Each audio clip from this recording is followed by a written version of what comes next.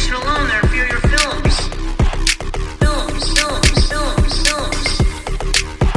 Sequels suck. Sequels suck. Sequels suck. Films.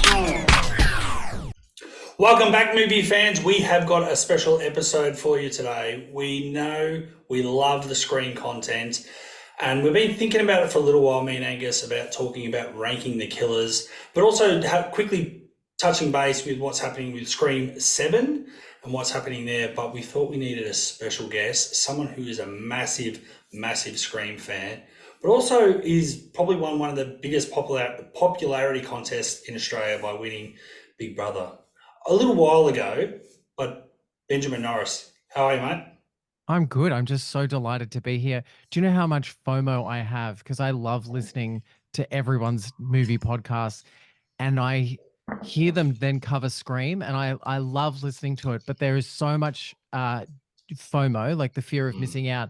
And also I would find myself talking along with them, and you can't hear me. So this is the very first time that I've ever talked about movies on a podcast, and I'm so excited and thrilled to be here. And as you can see, I talk a lot, so just pull up the hand when you realize that I talk too much. No, this is great. This means we get a break. Normally it's just us yelling back and forth at each other. Oh, So we'll this get is to yelling. Amazing.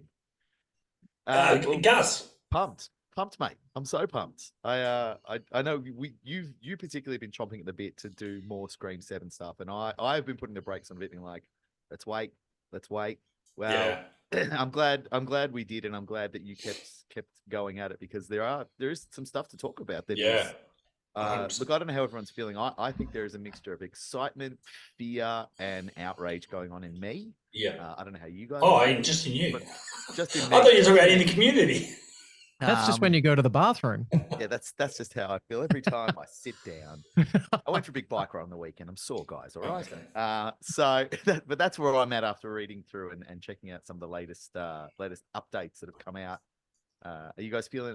Where are you at with what's coming out with the news, the Scream 7 news that's been emerging? Me or Ben? Both. Ben's a guest. Ben, you go. Yeah, go for it, Ben.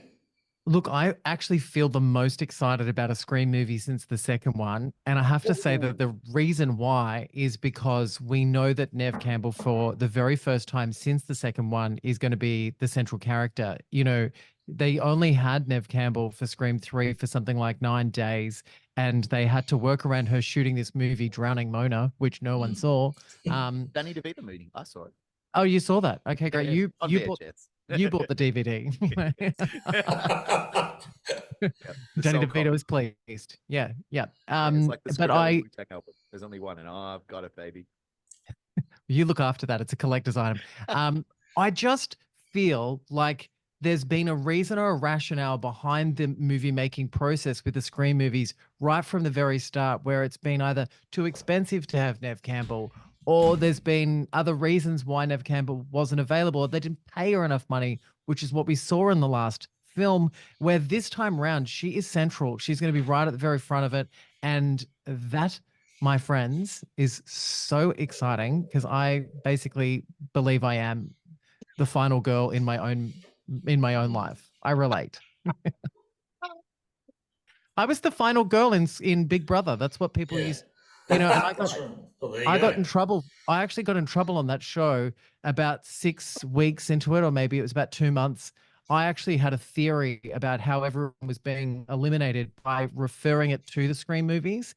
And I successfully predicted everyone going home based off my theory of the Scream movies. And I thought they might have played that on television, but it turns out that it was a little morbid for them to hear me going in there and saying, basically Bradley's going home because he's Randy. And, there was just stuff there that makes me very sick and weird. So very sorry. I imagine the producers just sitting there in their meetings being like, this guy's going to fucking kill someone. I don't know what to do. Like, that's turn the cameras off. Yeah. I'm really worried that he's going to I'm Sydney, and he's just going to shoot someone calling them Billy.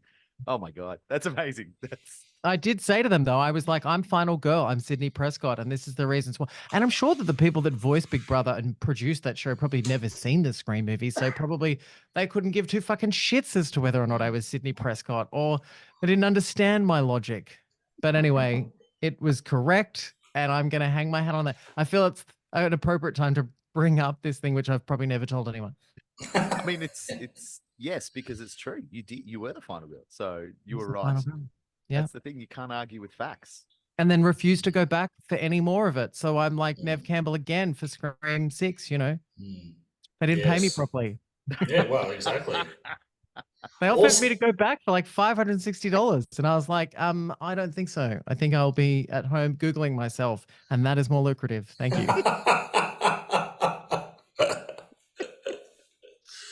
Well, I was going to say, so I mean, Ben, you came up with some good points in that. The fact, the excitement for me, I feel like Nev's a lot more in control and has a little bit more ownership in this film and possibly going forward.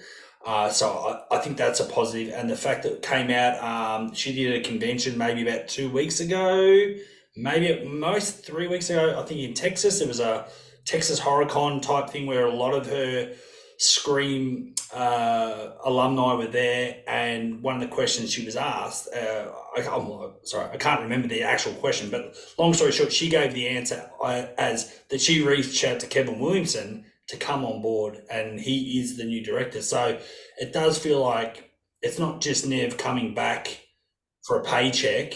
It's she wants to come back.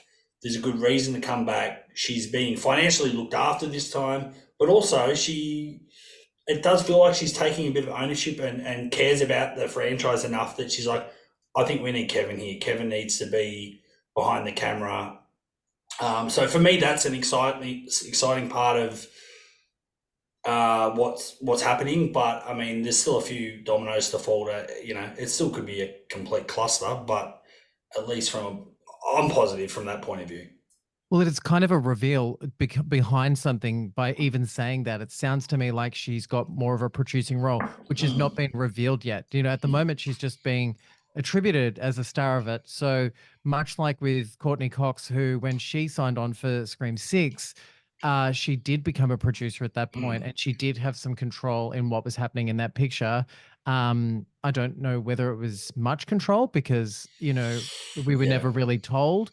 But look, if anyone's going to pick up the phone and backdate an alumni, and as someone as laced to this franchise, it's going to be Neve Campbell. And Kevin Williamson's a great choice because whilst he's only made Teaching Mrs. Tingle, side note, loved that film, he hasn't made a lot of other stuff, but he's very, very understanding of where this came from. And even when he talks about it in the media, he's never really let go of what he understands that this franchise is and what it stands for. So I think it's an interesting choice, and I'm excited. I think it's the only choice, honestly, after the debacle that was, I don't know what we call it anymore, Scream 7.0, and now we're on Scream 7 0.1 or something, because we had this movie happening. There was a Scream 7, it was all set to go, and then that movie has been lost to the sands of time. But I think the only way you could go after everything fell in a heap was you had to go, I mean, exactly. Back to the original. You got to go back to the original. And with Wes Craven sadly no longer with us, your only other option, I mean, the only other option that I was vying for, Cable and I were talking about this, was I was pushing for Patrick Lussier to take the reins on one, the original editor of the trilogy, who now is a director. I thought he would have been lovely. He was sort of raised and trained by Wes. That'd be great. I still think there's chance for that, and I would still love for that. Well, they're saying that it's going to be, a trilogy. This thing. So this is the thing that I think brings us to what we're here to talk about today. Is that the announcements of what is actually coming for Scream it's not just Scream 7. We're now being told this is a Scream trilogy. It's the beginning of a Scream trilogy that they are setting up to launch, along with a spin-off film and a series, a TV series, a new TV series, very important, because of course MTV had the Scream TV series. This is all of the stuff that's starting to be muttered about. Ben looks like he's about to explode. In the history of any movie franchise announcing that there's going to be a trilogy, I can't think of something that has actually proven to be successful. And I know you could backdate Star Wars and you can look at some amazing trilogies that do exist, but none of them really set out to be a trilogy early. And it all stinks a lot like James Cameron's 95,000 Avatar movies that we're going to see are all going to be the same movie, you know? So I'm like a little bit stressed about them saying that it's that at the moment. It's kind of like, you know, overshooting your load, and that's not a sexual thing. So it's more, you know, something else. I don't know what the ratings on this podcast is, but the thing that explicit.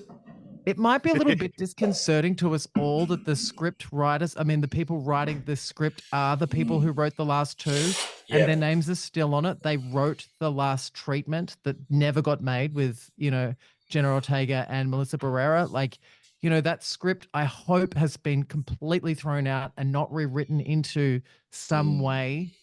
Honestly, I don't see a world in which we get a Scream 7 directed by Kevin Williamson where we also don't get a script that is at the very least co-written by Kevin Williamson. I think it's got to be impossible at this point that he isn't going to take over the script in some capacity, and we get one of those story by Guy Busick and whoever else was originally writing 7, and then we get the and screenplay by da-da-da and Kevin Williamson. When he was doing Dawson's Creek, I believe I read this somewhere, and please don't come for me, you know, Beaks on the Creek fans of that show, but I remember that he was rewriting the scripts when he was on set, and he directed, I think, the finale, like the show finale of season 6 or whatever it went up to.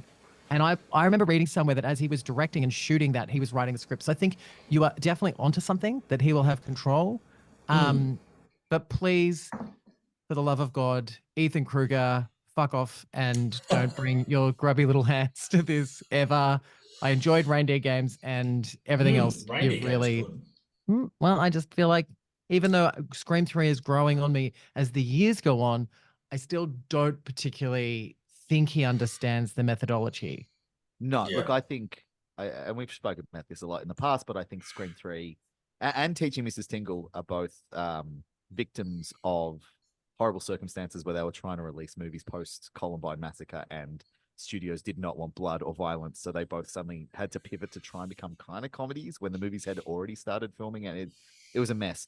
I do think, I think to your point about trilogies, that's one of the things that makes me nervous, is that they are announcing a trilogy and a spin-off and a series all at once. It feels like you are spreading yourself too thin. You did not have that many ideas in Scream 5. You kind of had some ideas in Scream 6, but they were basically Scream 2 again.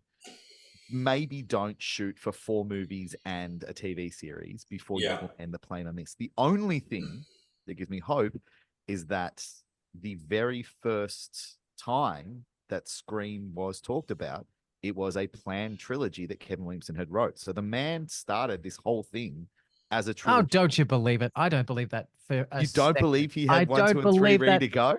No, my friends, like when you write a movie, that movie, that script, Scary Movie, was so tight. It was perfect. And then when that movie was that successful, that was the point where he said it was a trilogy. He might have been, he was like, hey guys, by the way, cha-ching, I want to write the next 2 movies. And then again, he only wrote the treatments. Kevin Williamson is one of my most favorite lazy people of all time. You know, he can start a successful idea and abandon it faster than anyone I've ever seen in the industry. Like, he'll be like, I've just Vampire Diaries, it was great, and then he just ran away from Dawson's Creek, Scream. The man runs away. I'm not even sure if he's going to stay long enough to finish this movie, and someone else may come in and have to do it for him. Brilliant man, but fuck my life, finish the job. And look, not to dig the heels into Kevin too much, but he kind of did leave Scream 4 as well. Like, he was like the comeback party. And even then, I mean, I know he butted heads with the Weinsteins, which is fair enough. But, I mean, technically speaking, he left that position as well. So, yeah, maybe you're onto something there, Ben. And then they rang Ethan Kruger. They were like, oh, my God, Kevin Williamson's left because, you know, I don't know what happened. I know that it was something really horrific because I do remember reading it somewhere. It was probably in Fangora magazine because I remember it was scary. But he definitely clashed with the Weinsteins, disappeared, and they got Ethan Kruger back in. And then I think it was the DVD commentary that Wes Craven was even talking about. So much of the script that was written for Scream 4 was completely abandoned. Like, people don't realize that Scream 4 was really not written by Kevin Williamson at all. Like, he was attached at the start, came up with the concept, but we would never have got that shitty end of Scream 4. And as much as we all loved Scream 4, we finally got to see it at the movies. When we watched the reshot ending that happened 3 months later with them all at the hospital, it destroyed that movie's watchability. Like, it was great at the cinemas the first time round, but almost like Scream 6 was exciting in the cinemas, it lost its watchability because it sort of lost its place in what it should have been doing. My thoughts for today. Goodbye. Points. Fantastic points. That concludes my podcast. Okay, so I guess the other news that's sort of come out, which I believe is pretty certain of happening, is there's going to be a time jump so we can have Neve or Sydney Prescott's kids. And I think that you're shaking your head, but I'm hearing a 5-year jump. I don't even know if they need it. I'm shaking my head because I don't agree with you. I'm shaking my head because I know exactly what that means, and I'm fucking furious about it. Are you worried about the makeup? Because I was watching that today on YouTube where they were like, oh no, they're going to make Sydney look older. She's going to have to be 60. And so they were like freaking out about and they were like, it's a Scream movie. So, it won't be very convincing. And I'm like, I don't understand where they're coming or what their idea. I love the idea of old lady Sydney carrying on. I liked the most recent Halloween trilogy with old lady Jamie Lee Curtis being the protagonist. Great.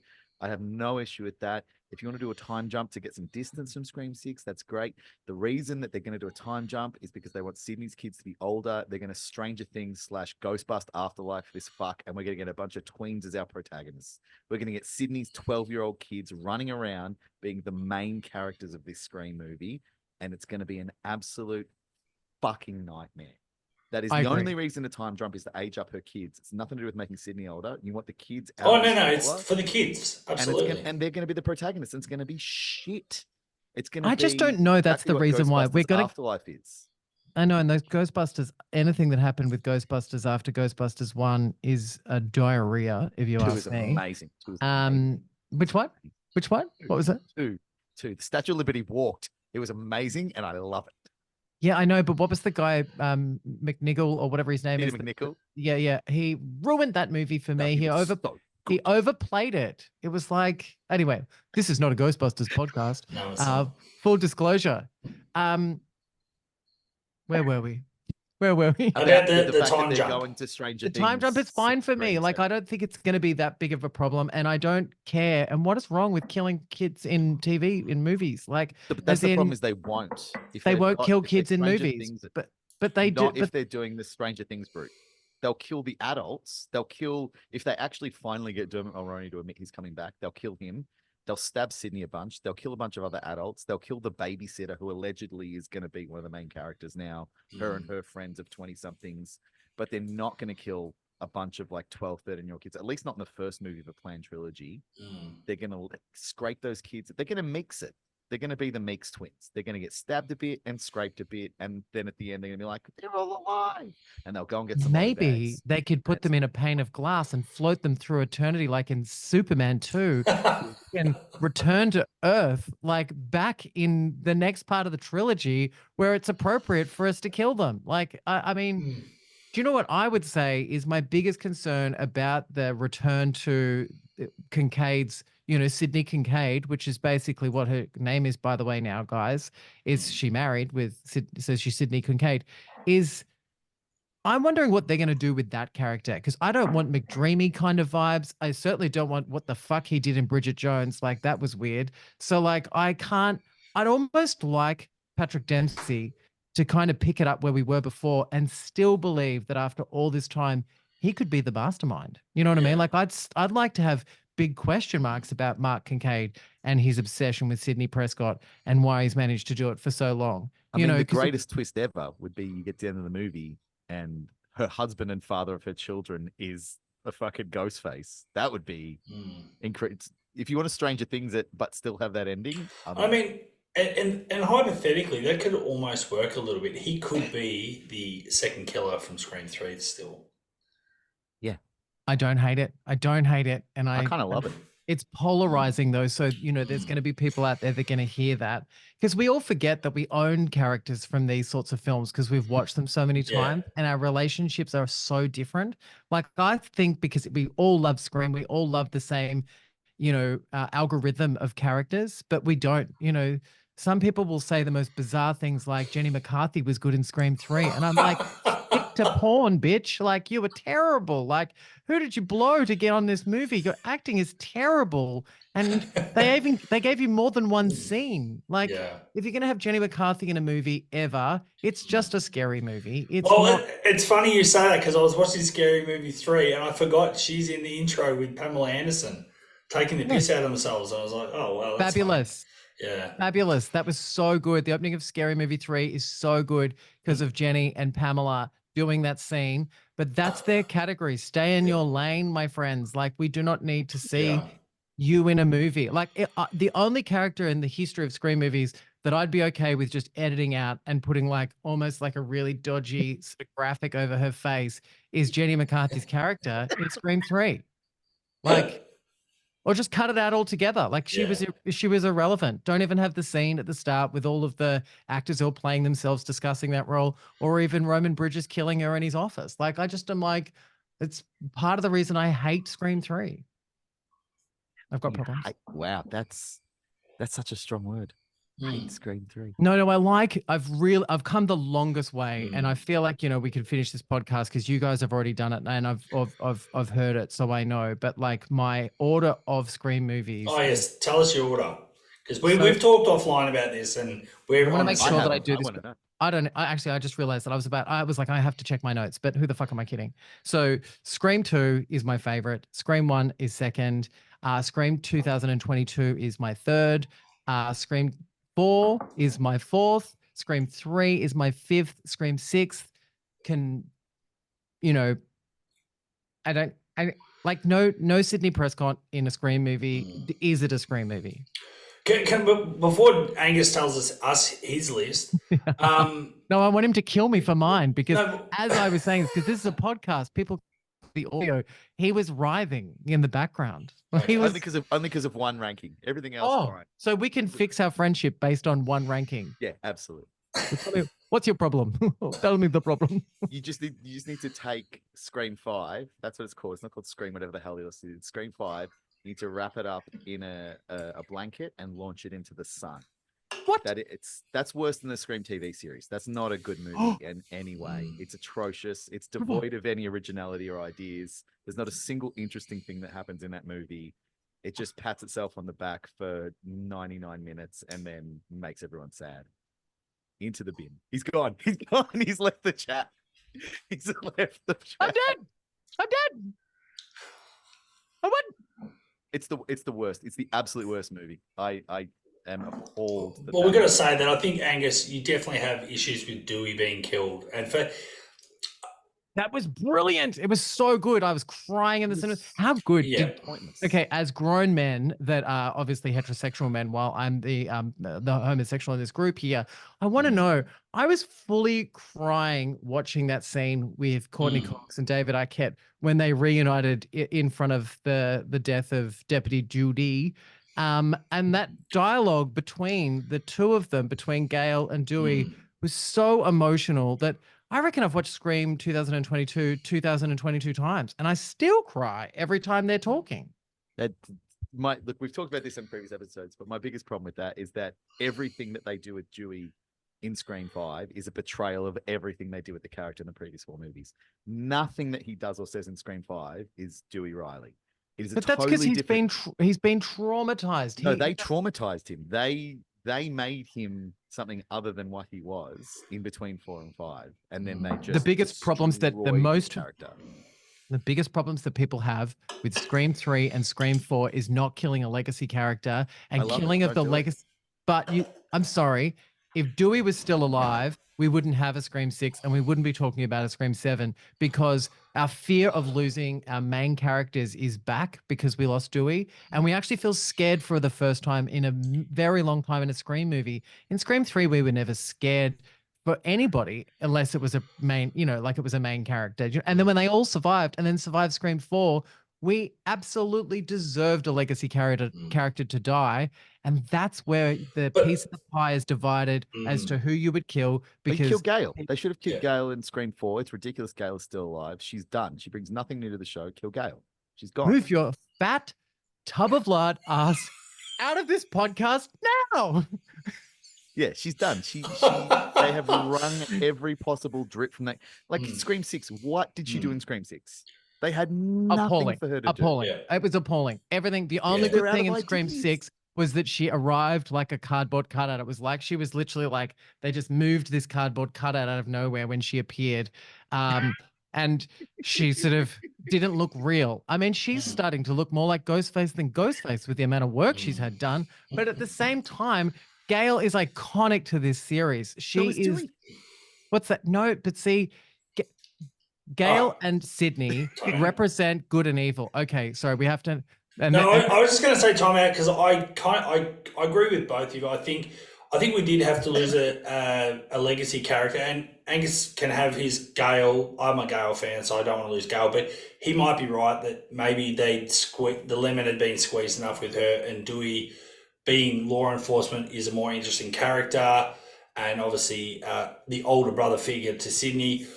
But I agree with Angus too. Like, they raised the stakes by killing off a legacy character, and like you said, it was so emotional. Like, I had tears. My sister, we watched it, like we kind of knew it might happen, but it was just so emotional. So they and like you said, that scene with Gail, they wrote that so well to give us an emotional response.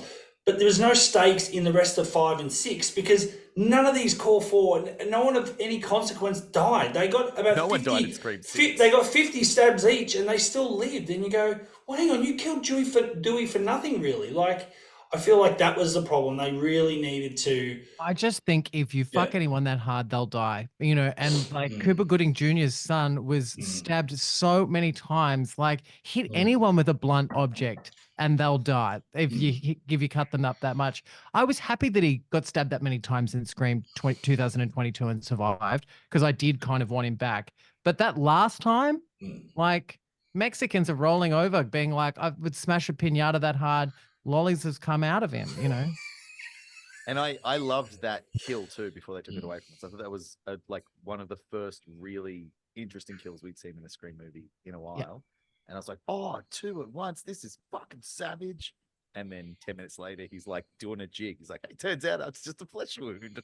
Everyone in the Scream 2022, which I'm now going to call Scream 5 just because I want Angus to be my friend at the end of this podcast. But like in 5 and 6, like I just don't know whether or not we cared too much about, I mean, sorry, that's not what I was going to say. So if anyone's editing this, that's not what I was going to say, because I've completely forgotten it. No, it's just that the stabbing of the people was ridiculous. You know what I mean?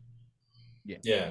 Well, Angus, just refresh us on your sort of list, because I was going to say my list is pretty similar to Ben. We've sort of gone back and forth, but I feel like I was a fan. I enjoyed aspects of 5. The first little non-spoiler episode we did in the car park after Scream 6, I was really high and I really enjoyed. But in subsequent viewings, you start really looking at the plot holes and start thinking about all the stuff, and you go, oh, there's so much dumb stuff and badly written stuff. And I feel like a lot of it, unfortunately, like the bodega scene was really good, but we got ruined by a lot of that because a lot of that was in the trailer, and it's kind of like they got to keep some surprises for us. Anyway, long story short, I feel like now that we're moving forward without the Carpenter sisters, I feel like 5 and 6 are now almost this separate entity. And for me, 3 was always my least favorite out of the original trilogy, and then I enjoyed 4, and 3's just slid down to the bottom. But now it's sort of moved up because I think that was a nice, even though 3 has its problems, it's this nice Sydney Prescott arc and Gail and Dewey, and it's sort of that perfect little set of movies. And at least the killer makes sense in 3. Like, you can say a lot of things, but you can't take away the fact they actually put some effort into whether or not the final overall film was the execution that I wanted. The concept of that killer, he's got a reason to be Ghostface that holds up. Like, it's brilliant. Like, and do you know what? As much as my distaste for Scream 3 still exists, I know this is a tease to something we're going to talk about earlier, but I'm gonna just throw it in now. Well, throw it in And now. Roman Bridges is my favorite killer and reveal. He's once you understand what's happening. Cable just died. Are you okay with what's Yeah, happening? no, You I'm stopped just- breathing. So I'm logical. sweating. I'm sweating. It's Can so I just say logical and it he was a holds shit together. he was a very shit character, but to the lengths, I mean, his whole entire story up into his reveal was awful. It was a caricature, but he carried that final reveal and that final "I'm your Sydney half brother" so well and so convincingly that you guys haven't picked it, but I was trying to pull off a bit of an homage to Roman Bridges with my outfit, with my reveal look. No one said it. Nice. You call yourself Scream fans. Sorry. You should have the glass. You should have the glasses on first and take them off. Hang on. Hang on. There we Oh go. no! Now I see it. Now I There we see go. it. You There it see is. Now I see it. No, Sorry, like yeah. you know when he takes off the mask and he's still Yeah. got the hood on, and I've worn all black to make it look like I've just done the reveal, and We all have by accident. and then I pushed. What's that? We've all worn all black by accident. I've just realised. Cable's a Sith Lord. No, we're at Yeah. that age now where black is slimming, and that's what we're all wearing for the rest of our lives. That's the uniform. Anyway, I've taken us off on a tangent here, but yes, Scream 3 had its problems, but you've got to remember the score was at its best in Scream 3. It was amazing. It's so well done. Sydney's, squeezing of the juice to get good quality out of how much money they paid her. It's the highest amount of money she's ever been paid to be in a Scream movie, but it was the lowest screen time at that point. But what they did with Sydney Prescott was so potent and so believable and so tortured that it almost made sense to make sure that she was not in it. Like, we didn't miss her as much, because it sort of worked that's where she was. She was living like the Unabomber. We were required to have Gail and Dewey carry so much of that film because of that. But the funny thing is, I'm pretty sure for fact though, technically screen time, running time that she's on screen is actually, out of the first three movies, she actually is in Scream 3 the most. It's just the way she's not interspersed through the movie equally that makes us think she's not, and obviously because she wasn't actually on set for a lot. But once she gets there, her screen time, I think, is actually above. Wow. And that's why people like, when we have these discussions, like, oh, she was barely in 3, and then people have actually sat down and gone, actually, she's actually in 3 more than the other 2 movies. If you clock the time up. Yeah, there's people that have clocked all the times for all the different characters, especially the core 3 or the main 3. But Scream 3 was if they didn't get Neve Campbell, which almost didn't happen with Scream 3, that was actually a conversation that was happening. Scream 3 proved to us that Gail and Dewey were never able to be leads of a Scream movie. They upped the ante on their time together, and Courtney Cox had gone on their honeymoon and returned to the set of Friends instead of the set of Scream 3. And she was more Monica in Scream 3 than she was Gail Weathers, for most of it. I mean, she's definitely Gail Weathers when she turns up and meets Parker Posey in that first scene, but a majority of the other stuff, she's really Monica Geller. And I feel like we should take Courtney Cox to task on that, because it was really a bad performance in a consistency way. Yeah. And she also, like, she was going up against so many different types, some different levels and others, so many different types of actors all at once. I don't think she was in sparring mode. Like, the scenes with her and Parker Posey is one of the greatest actors ever, and knew exactly what she was doing, just runs rings around her in every scene. And I love it because I love Parker Posey. I'm like, this is incredible. But yeah, even the scene that I think, to me, the scene that always stands out the most is when they go to the archives and they have that very weird scene with Carrie Fisher.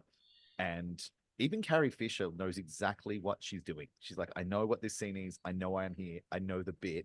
And Parker Posey's like, I know the bit. And the whole scene is just Courtney Cox being like, and she doesn't know where to look or how to hold her face. No, you're right. It's It was amazing. terrible. She's just kind of like, I don't know the vibe of this scene. I don't know what I'm supposed to do. I'm so used to hosting. So, guys, I'm going to pull us back together with something I'm going to say. And that is, for Scream 7, I do not want to see any of those weird cameos in it. Like, I would prefer to see some new characters being played by some good actors versus having cameos like Carrie Fisher. Carrie Fisher's scene is great, and she does a very good job in that role. But like things like Jay and Silent Bob and stuff like that just really took the Mickey out of the show, and Oh yeah, I agree. took the fear out of it. And I don't think we need at that point. And the producers are going to have this conversation, I'm sure, that they're going to need a bankable star of a younger age, because that happens in all movies these days. They're like, oh shit, Neve Campbell's 50, so is Patrick Dempsey, and so is Courtney Cox. We're going to need to find younger people. Well, I'm here to tell you the world is round, people. We don't need to have young characters injected into a story to get people to go to the cinema and watch it. No, and in fact, it will detract. I think, like, we saw it happen. I mean, the most recent example, the Halloween Ends, where they decided in that movie, oh, we've got Michael Myers and we've got Jamie Lee Curtis, but we're actually going to do is bring in a totally new young guy and match him up with this other young actor who wasn't really in the last two that much, and we're going to focus on them. And everyone was like, what the fuck is happening? Like, yeah, look at the kids. And I'm like, no, give me the old people. That's why I'm here. I know what movie I bought a ticket to. I remember watching that movie, and I thought people were rummaging through their popcorn, but they were like, the entire cinema was scratching their heads about what the fuck we were watching when that guy was taking up the entire screen time of the movie. Like, it was so, I remember being at the premiere of that and watching, everyone was kind of like, I don't know, you know what I mean? And to be fair, when I rewatched that final part of the new trilogy, I actually really enjoyed the. Oh, I love it. I think it's a fantastic film. I think it's in the soundtrack was good. Yeah. Anyway, I think the order is out, but that's for another podcast. But it's a different show. I think We've done that, Angus. Making is correct. Is that, and I think your point comes back to what I started talking about, in that the time jump opens the door for a lot of younger kids. If Sydney's kids are older, then they can have friends, and those friends can become characters, and we can get ourselves into a situation where, yes, Sydney Prescott and Mark Kincaid are in the room, but the camera is actually following the 12-year-olds in their conversations about what they think, that horrible wormhole that Scream fell into, particularly in 5, about how this is what movies are now, and this is what we're talking about, and that's just we don't need it. We don't need it. Like, I do worry, though, before we go into the podcast we're actually going to do, which is ranking the killers off screen. This is the warm-up. No, this is the warm-up. I think it's good to hear all the different opinions and hear what you have to say, Ben.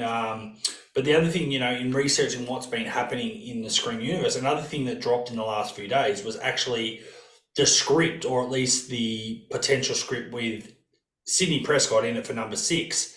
And boy, oh boy, like, it's not massively different, but I think I'm glad Neve didn't come for this movie, because I think she's badly written, and her reason for going to New York to be there is so dumb. And so, what is it? I haven't heard. I haven't read it. What's the reason? Well, I think you have to go to YouTube, or Hello Sydney has, I think, a breakdown of it, and Critical Overlord on YouTube, he sort of talked back through it, but it's pretty much a lot of what Jenna does in the movie is more Neve.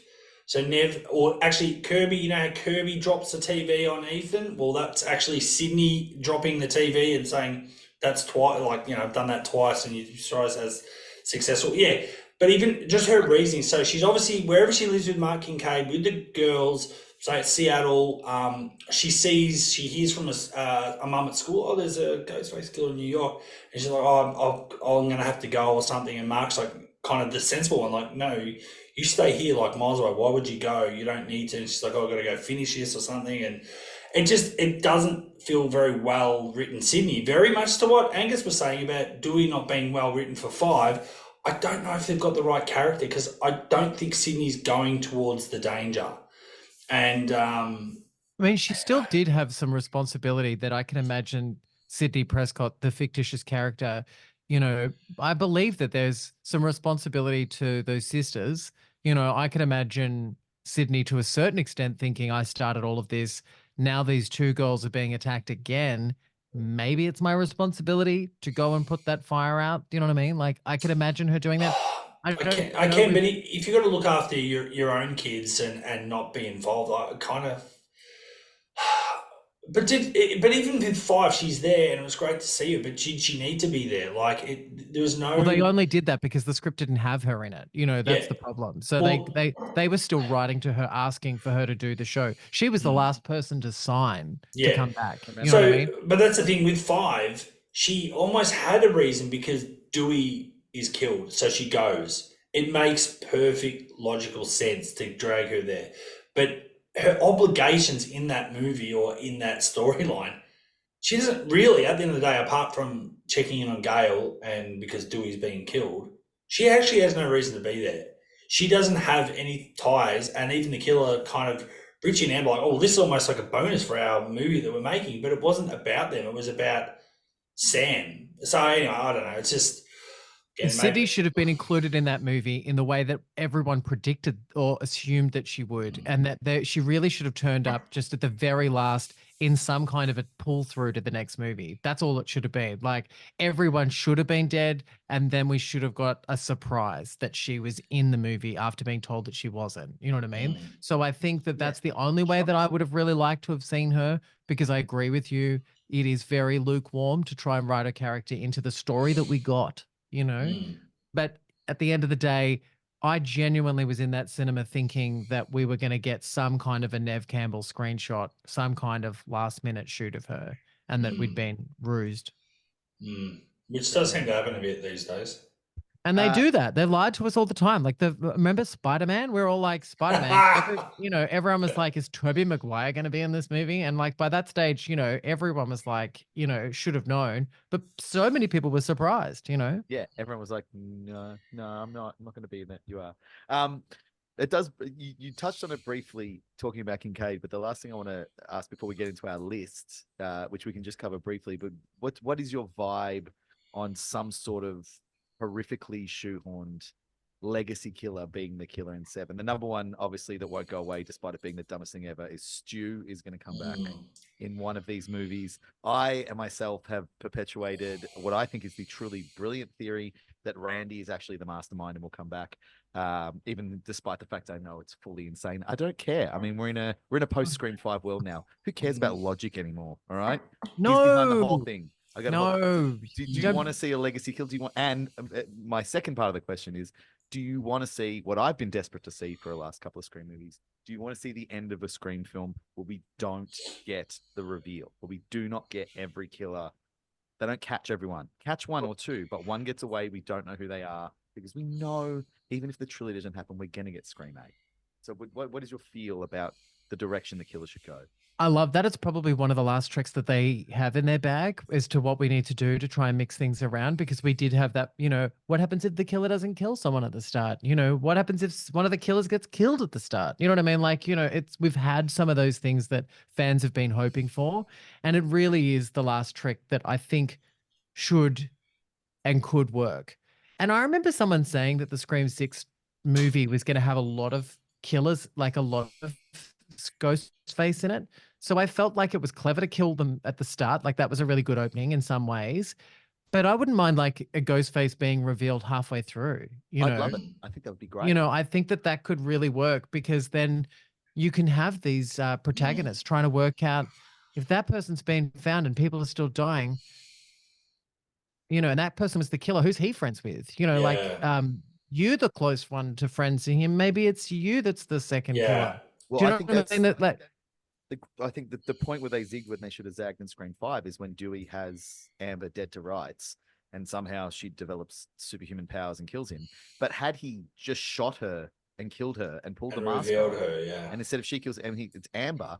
Well, Amber is friends with everyone. Now no one can trust anyone. You have this movie of paranoia and terror because like we definitely know the killer is one of our friends, and we definitely know there's two killers. So we know one of these other people, and you get a totally different movie from a Scream film where you're like, in the others are like, we don't know who we can trust. And in this one, they would be like, we literally cannot trust anyone. We know we can't trust anyone because we know it was fucking Amber and it's one of their friends. Gee, it's funny you bring that up because I don't know if I brought this up in the Scream 5 podcast, but I actually thought that's what was going to happen. When Dewey, I was kind of thinking either Dewey's going to die here or he's going to actually reveal one of the killers. And that, like I said, will have that, misdirect of, oh, now X, Y, and Z are now good friends with this person, so they must be in the mix for being the other killer and vice versa.